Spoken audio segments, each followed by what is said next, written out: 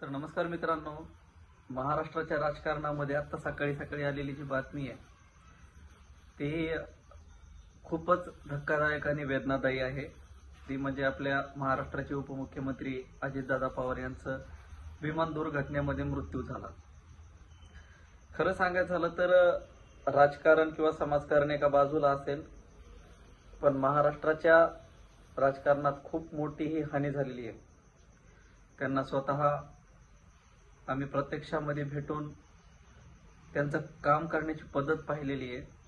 सकाळी 5 वाजल्यापासून जे माणूस काम करू शकतंय त्या माणसाचा असा विमान अपघातामध्ये मृत्यू होणं खरंच खूप क्लेशदायक आहे, दुःखदायक आहे.